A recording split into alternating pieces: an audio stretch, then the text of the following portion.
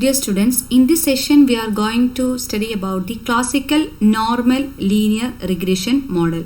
In the previous sessions we were dealing with the classical linear regression model or CLRM model, and here there is a new component, that is normal. So this session deals with this normality component, different normality assumptions with respect to linear regression model. So for a classical theory of statistical inference, there are two branches or two works are there, that is estimation and hypothesis testing. These are the two branches with respect to a statistical inference. So using the method of ordinary least square, we were able to estimate the parameters beta 1, beta 2, sigma square, and we have used different assumptions of classical linear regression model in order to show that these parameters have many statistical properties like linearity, unbiasedness, minimum variance. So, and we have proved that these parameters satisfy the blue property based on the Gauss-Markov theorem. So these are estimators. We know that these are estimators and this will change from sample to sample. So we can say that these estimators are actually the random variables which can change from one sample to another.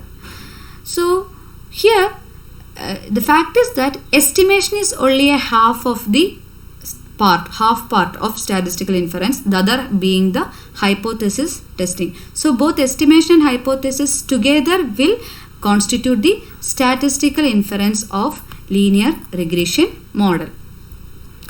And in regression analysis, our objective is not only to estimate the SRF, but also we have to draw the inferences about population regression function. If our objective is only to estimate the SRF, then the estimation OLS estimation method will do that. But here actually we have to make conclusion, or we have to draw inferences about our population regression function. So here we have to find out how close our estimated beta 1 or beta 1 hat is to the actual true value of beta 1, or how close our sigma hat square variance value is to the true sigma square. This is the objective which we have to be find out the closeness of our estimated value to the actual value. So since these values are random variables, we have to find out the probability distribution of these sample or random variables. So only then we will be able to relate these values to the true values beta 1, beta 2 and sigma square. So let us look upon the probability distribution of the disturbance term Ui. We have to understand the probability distribution of our error term in order to make statistical inferences, or in order to draw inferences from the regression model that we have obtained. Since our objective is both estimation as well as hypothesis testing, we have to specify the probability distribution of the error term. So to find out this probability distribution, let us proceed as follows. Beta 2 hat, we know that beta 2 hat is sigma ki yi. We have already derived this equation. So sigma ki yi, and we know that ki is nothing but xi by sigma xi square. And we know that the x values are fixed in repeated sampling, or it is non-stochastic. Also because our regression is a conditional regression analysis, conditional upon the fixed x values. So the x values are fixed. Therefore our first equation, that is sigma ki yi, beta 2 hat equal to sigma ki yi will show that beta 2 hat is a linear function of yi. This we have already proved that beta 2 hat is a linear function of yi.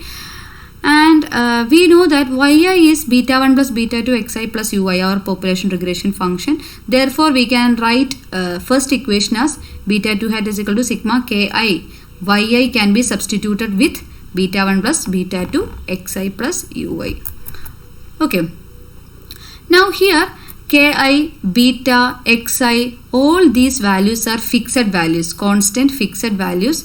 Beta 2 hat is a linear function of random variable ui, and ui is a random variable by assumption. Therefore our probability distribution of beta 2 hat as well as beta 1 hat, that is probability distribution of our estimators, will depend upon the probability distribution of ui, because our beta 2 hat or beta 1 hat is a linear function of random variable ui.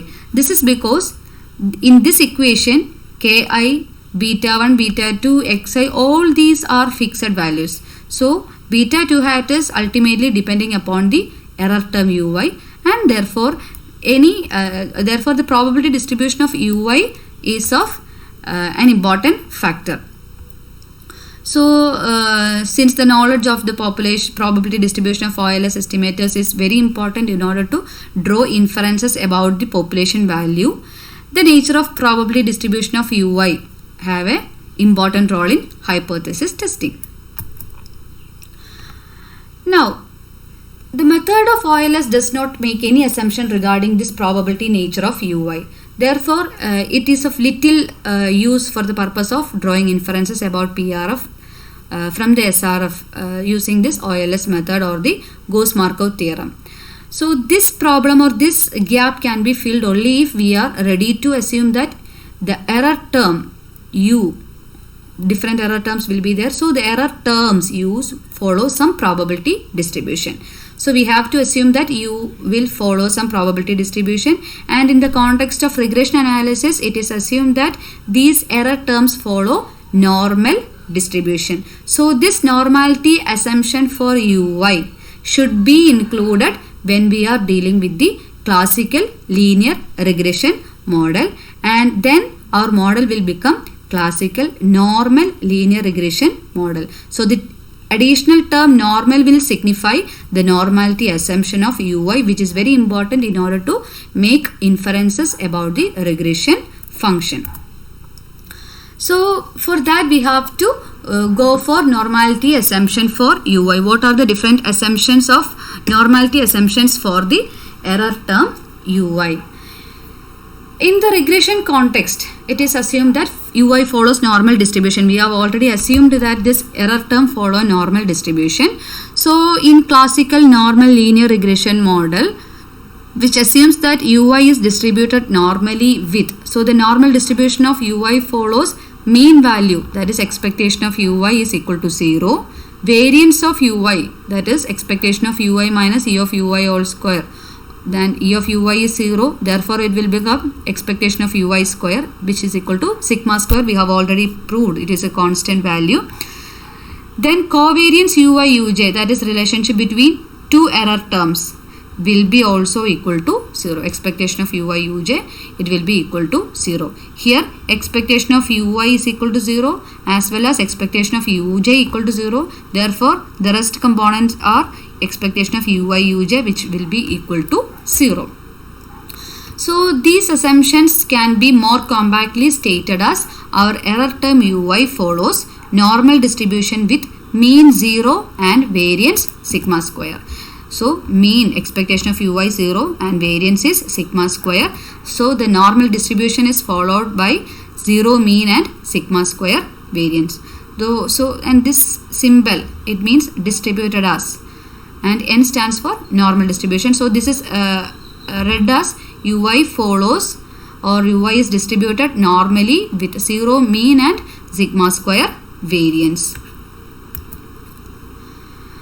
Now, for two normally distributed variables, zero covariance or correlation means the two variables are independent of each other. That we have already discussed in many situations. For any normally distributed variables, if the covariance or correlation is 0, correlation 0 means there is no relation. So the two variables is independent of each other. So with the normality assumption, equation 6 is this normal distribution function. So it means that our error term ui and uj are not only uncorrelated but also independently distributed. So these are uncorrelated because correlation is 0 or covariance is 0, and also these are independently distributed. That means these variables are independent of each other. Therefore we can rewrite or re-explain this equation as error term ui follows normally and independently distributed with 0 mean and sigma square variance. So it is normally distributed as well as it is independently distributed. So it is normally and independently distributed with 0 mean and sigma square variance. So this is the normality assumption with respect to our error term Uy. Uy follows normally and independent distribution with 0 and sigma square variance. So this is all about the normality assumption for the error term Uy. Now we have to check why this normality assumption. What is the reason for finding out or including the or understanding the normality assumptions? There are some reasons for this. So let us look upon these reasons for normality assumptions. First reason says that this error term Uy is a combined influence of large number of independent variables. We already know that the error term will explicitly include all the omitted variables. So there is a combined influence of many independent variables that are not explicitly introduced in the regression model or that are ignored in the regression model. So the influence of these omitted or neglected variables is small and at best random. So all these Uys, the influence of these small error terms will be small and also it will be random. So it is small and random. Now considering the central limit theorem, when we are studying statistics paper, we are already dealt with this central limit theorem, which says that if there are large number of independent and identically distributed random variables, then with some exceptions we can say that the distribution of their sum tends to be a normal distribution as the number of variables increase indefinitely.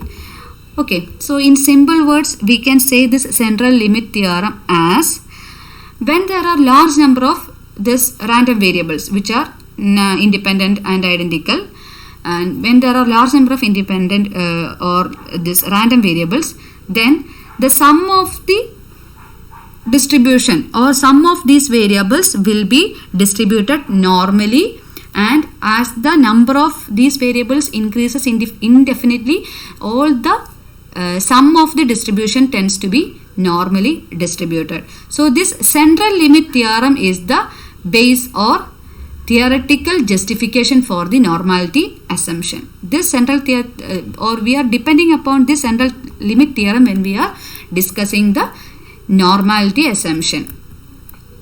Okay, now the second reason is that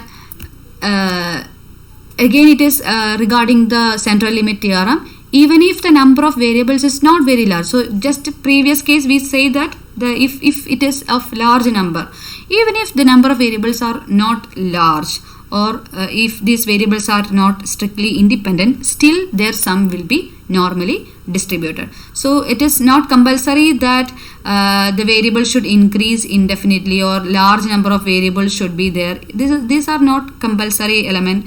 And independent distribution, it is also not a compulsory factor. So even if it is not large number or even if it is not strictly independent, still the sum will be normally distributed. So that is another reason for normality assumption. Again, with this normality assumption, the probability distribution of our OLS estimators can be easily derived. So normality assumptions helps to derive the probability distribution of beta 1 hat and beta 2 hat, because one property of this normal distribution says that any linear function of normally distributed values is itself normally distributed. So that is a very useful property which can be used when we are dealing with the OLS estimators. Any linear function of normally distributed variables. So if our beta 1 hat and beta 2 hat are having a linearity function, then these variables will be normally distributed in itself. So automatically it will be normally distribution. So these OLS estimators beta 1 hat and beta 2 hat are linear functions of Ui. We know that beta 1 hat and beta 2 hat are linear functions. Therefore we can say that since Ui are normally distributed, beta 1 hat and beta 2 hat are also normally distributed. So that is a very useful property which can be used for finding out the probability distribution of our estimators. Now another reason is that the normal distribution is a comparatively simple distribution and there are only two parameters, mean and variance. We are considering just mean and variance in order to find the normality. Another reason is that when we are dealing with small or finite sample size, for example, the data is less than 100 observations, then normality assumption has a very important role. It helps in deriving the probability distribution of OLS estimators, and also it helps us to use the different statistical tests like t-test, f-test, chi-square test in order to make or in order to test the regression model. So this normality assumption is useful if the sample size is smaller. In two ways, it helps to find out the probability distribution as well as hypothesis testing. And again, another reason is in large samples, when we are considering large samples, T and F statistics have T and F probability distribution. So T and F tests are based on the assumptions that error term is normally distributed. Our error term Uy is normally distributed. Based on this assumption, we are following the T and F test. So normality assumption may not be very crucial in large data set, because already we are considering that this error term is normally distributed while we are dealing with the T and F test. So these are the different reasons with which we are explaining the probability or normality assumption of our error term.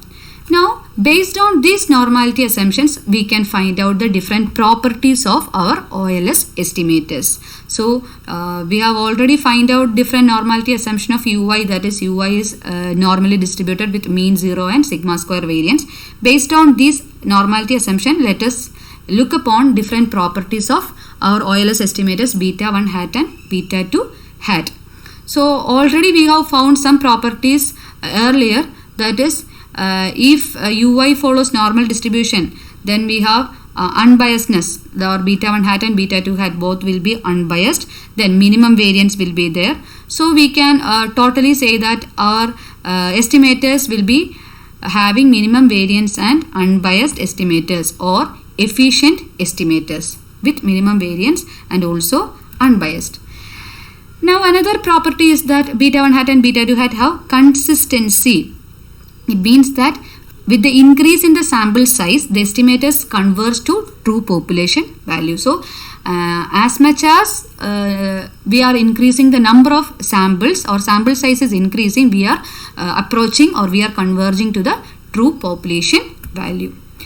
Now fourth property, that is beta 1 hat being a linear function of Uy, beta 1 hat being a linear function of Uy is normally distributed. So that is the fourth property with regard to beta 1 hat. So beta 1 hat, it is already we have said that it is a linear function of Uy. So it is normally distributed with mean value and variance value. So we need these two components in order to prove the normality. And mean value, we know that expectation of beta 1 hat is equal to beta 1. When we are proving the unbiasedness, we have proved this concept.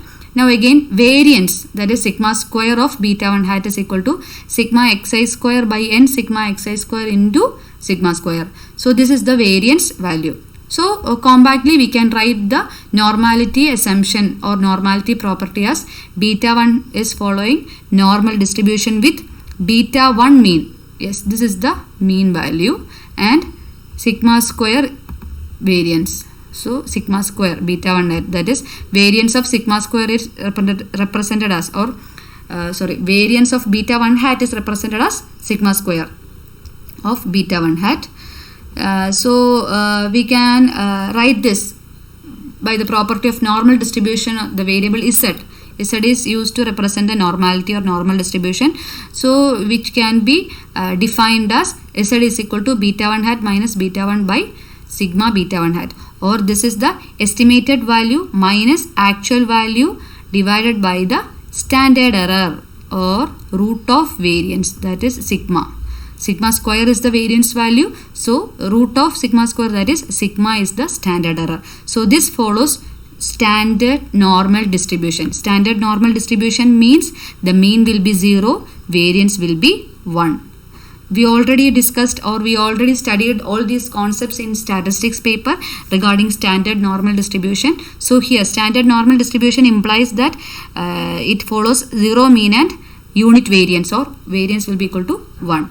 So this is the equation or definition for standard normal distribution with respect to beta 1 hat. Similarly, we have to find out beta 2 hat. Again, it is linear function of ui. Here the mean value already we have discussed. Expectation of beta 2 hat is equal to beta 2. Again, variance is equal to sigma square by sigma xi square. We have already proved all these concept regarding mean, variance and all. So here also beta 2 hat is normally distributed with mean beta 2 and variance sigma square. Sigma square is the variance of beta 2 hat, which is equal to sigma square by sigma xi square. Again, we can prove that this is also distributed normally. Standard normal distribution can be defined as estimated value of beta 2 hat minus actual value of beta 2 hat divided by standard error of beta 2 hat, which is the root of variance value. So it is sigma. Beta 2 hat minus beta 2 by sigma of beta 2. So this is the property with regard to normal distribution of beta 2 hat. And this is the geometrical representation of the probability distribution of our beta 1 hat and beta 2 hat. And we can see that this is normally distributed, and look, beta 1 hat is normally distributed, beta 2 hat is also normally distributed. Probability distribution of beta 1 hat and beta 2 hat. So both this beta 1 hat and beta 2 hat are normally distributed. Now some additional properties include n minus 2 into sigma hat square by sigma square is distributed as chi-square distribution with n minus 2 degrees of freedom. So this chi-square distribution will help us to make inferences about the true sigma square, true variance value, and we are using the chi-square test here. Then beta 1 hat and beta 2 hat are distributed independently of sigma hat square. There is no relationship between beta 1 hat and sigma hat square as well as beta 2 hat and sigma hat square. And last property is that beta 1 hat and beta 2 hat have minimum variance in the entire class of unbiased estimators. That means linearity is not a factor here. Whether beta 1 hat and beta 2 hat are linear or not, it is none of the problem. It is not at all a problem whether it is linear or not. Still it will be having minimum variance as well as it will be unbiased estimators. So best unbiased estimator. So whenever this Gauss-Markov theorem, even if Gauss-Markov theorem is not at all satisfied, because in Gauss-Markov theorem we need blue property, that is linearity is also a must. So this normality assumption helps us to deal with the situations where there is no linearity, or linearity is not a matter when we are dealing with the normality assumption or the properties under normality assumption. So this is not restricted to linear estimators only. Even if it is not linear, we can use this normality assumption. So least square estimators will be best unbiased estimator. It is not blue, but it is BUE and L. Linearity is not a matter. So they have minimum variance in the entire class of unbiased estimators. So these are the different properties of our estimators under normality assumption, and the important point we have to note is that normality assumption helps us to derive the probability of beta 1 hat and beta 2 hat, or sampling distribution of beta 1 hat and beta 2 hat, and also sigma hat square. And this is related to chi-square test. So this simplifies our task of establishing confidence interval and testing hypothesis. So this normality assumption helps us in the estimation or hypothesis testing part.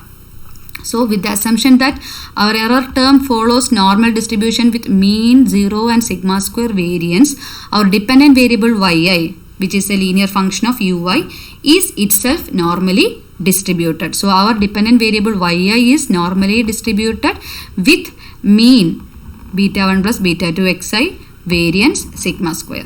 So this is the normal distribution of our actual dependent variable or the population regression function yi, which have the mean value beta 1 plus beta 2 xi without any error term, and also the variance is equal to sigma square.